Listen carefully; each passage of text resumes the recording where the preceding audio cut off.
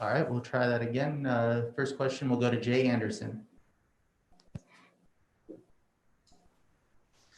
Thanks very much. And Ed, you've probably had a little bit more time than you might have wanted between that Amosov loss and this fight, thanks to the pandemic. How frustrating was it kind of waiting to get back in and get back on the horse? And what did you take away from that last fight? It wasn't frustrating at all. If anything, I felt I was happy with the time that I got just to kind of look over my thoughts, just to reflect on the match. And I've just had so much time just to kind of like bring this, to take everything into the gym and just kind of work on myself. And speaking of the gym, I mean, the world is a very different place since that last fight, obviously, with the pandemic, lockdown, social distancing. So how did that change or impact your training?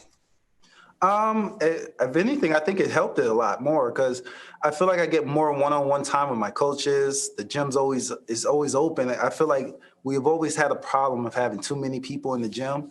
And when you're moving around and you're sparring, you're always tripping and falling over somebody. If you're doing jiu-jitsu, you're always invading somebody else's space. And the next thing you know, you're on top of another two guys.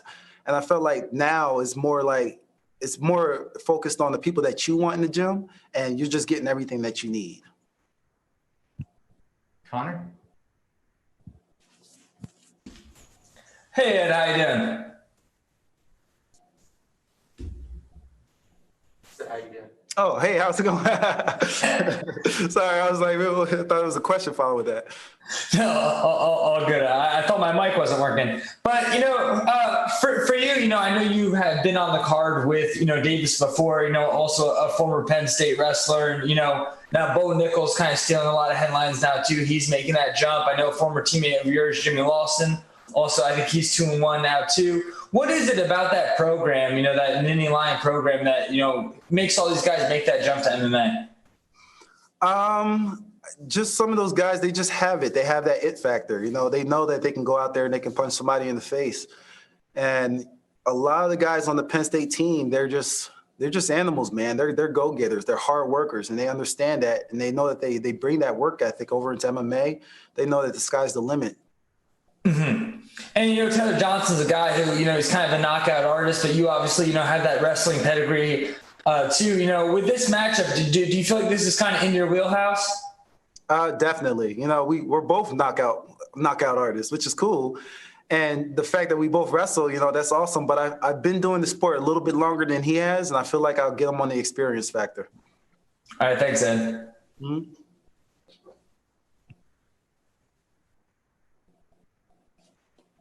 All right. Gareth, are you there?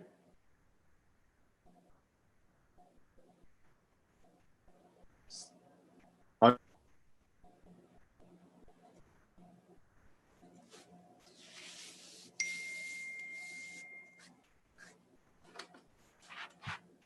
try that again. Hello, can you hear me? We can now. Go ahead. Oh, thank you. Ed, how you doing? Doing great, man. Yourself? I'm good, thank you. Very good indeed. How has lockdown been for you? It has been very isolating, but other than that, it's been good. I can't really complain. All I've been doing is just trying to keep my mind busy. And, a lot of us have learned things about ourselves in lockdown, kind of maybe deeper things. Have you, obviously, because everyone's had to have that pause that's been kind of pressed upon us. Are there things that have occurred to you, about your life during the last 6 months? Oh man, it's just, I've taken up the guitar. I felt like, yeah, I felt, I was like, wow, I spent so much time just sitting around, just not really doing anything, not really trying to build a skill. And, somehow I settled on the guitar. I heard somebody playing the guitar one day, and I just picked it up and started doing it. And, it made me realize, I was like, wow, I'm more of a creative person than I thought. And I kind of started to look at my life in a little bit more creative ways. And, how good have you got, or what are you prepared to play in front of people yet? Will you play the guitar after victories? Are you there yet? I could play probably just like a solid 4 beats, but other than that, no, I'm not too good yet. I just started, so I'm about 2 months deep. I'm just learning the fretboard and everything, and learning my pentatonic scales and everything. So we're just taking it from there. Is it something you're going to stay with, though? Oh, of course, of course. I love learning new things. Whenever I get latched onto something, it's hard for me to pull myself away. You know, that was kind of what kind of brought me into MMA. I started doing MMA, and I just couldn't pull myself away from it. I was like, wow, there's jiu-jitsu. Wow, there's Muay Thai. Wow, there's boxing. There's kickboxing. There's judo, and all this stuff is useful in the fight. So music is like the development of another side of yourself, but I suppose we could say MMA is very creative as well, you know, but physically, you know. Oh yeah, I see it both as the same thing. You know, I feel like the more creatively you put everything together, the same thing with music. The more creatively you put these notes together, you bend this note, you you cleanly pick the strings. It's the same thing with MMA. You know, if I cleanly throw my jabs or my sprawls, or if I'm doing a little bit of jiu-jitsu, I'm paying attention to my fundamentals, everything goes a lot smoother, a lot easier. We'll go on to Steve. All right, Ed, thank you for the time as always. And my question to start off was, you know, it seems like Bellator has always invested in you from day one. I've told you before about how they promoted your blue chip athletic prospects coming in. And it seems like you get on a roll and then there's a setback, like with Neiman Gracie or Yaroslav Amosov. How frustrating is that for you, knowing that there are such high expectations, but sometimes these things don't go your way? It just makes you kind of just come to terms with it. You know, it's reality. That's how it is. We make these plans, and you know, the plans, they go awry. And as much as we all want to live in a perfect world and we all speculate about our futures, you know, we got to understand that there are going to be setbacks. And it's the same thing with even when you're trying to build a business. You know, you think you're doing good, everything's going great. Next thing, a storm comes in and then it's flooding all your merchandise. You can't really prepare for those things. Has that also been sort of a life lesson then with this pandemic, that these things are out of your control, and just like the outcome of a fight, sometimes it's not going to go your way and you just have to roll with it? Yeah. And at that point, you just got to tell yourself, you know, this is just a journey, and I just got to enjoy my journey. I can't always be happy or sad about the results. I just got to just live in the moment and just kind of chase after these experiences. All right. And be grateful for that. The last one for me before I let you go is, you talked about how the training has changed in the gym, how there's less people there now, but is it good or bad for some of your teammates that they also have to go through this experience and they wonder, you know, when am I going to get to fight? You know, you're getting this opportunity here on Friday, but a lot of them have been waiting a long time for a fight too. Yeah, I mean, like, it sucks, but you know, I've waited a long time for this opportunity as well. And, you know, but the only thing I could say that a lot of guys in our gym seem to do really well with kind of putting enough time into MMA, but also keeping other jobs on the side so they can keep money coming in. All right. Well, hopefully you'll be making some big money on Friday. Thank you. Oh, yeah.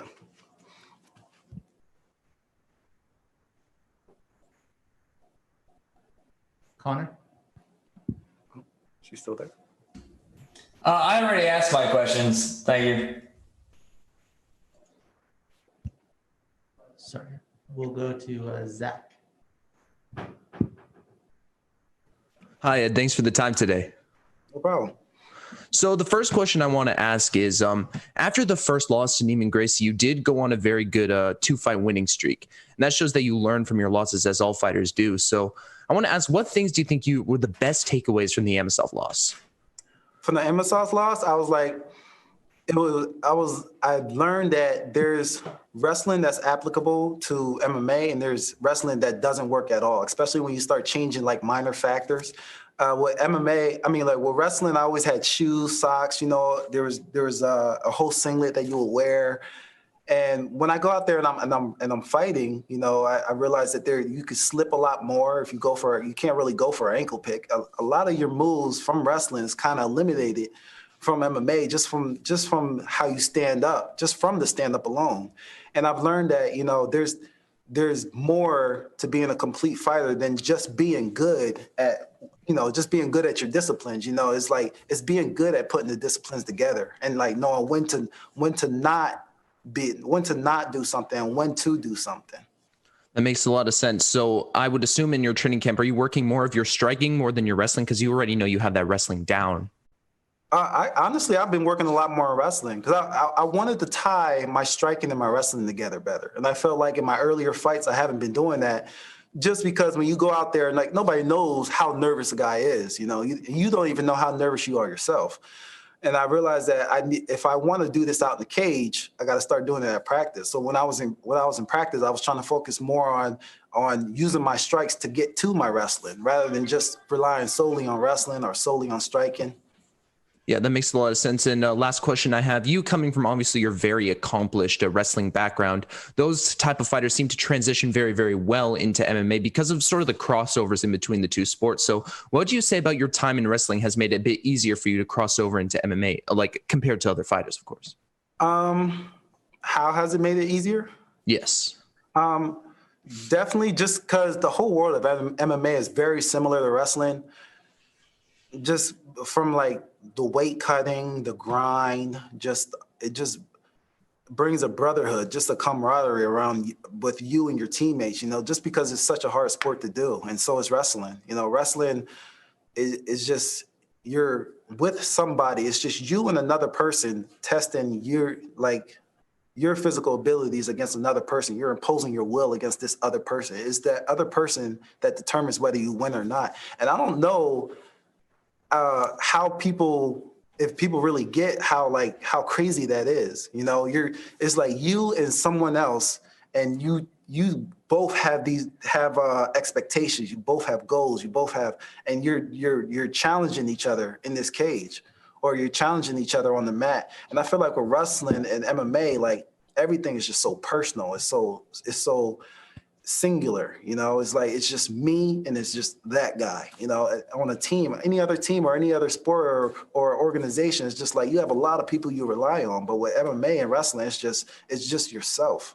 And I feel like wrestling has prepared me so well for MMA because it's like it got me to rely mostly on myself, to think about myself, to get used to pushing myself, to get used to my own grinds, to make me cut my weight myself.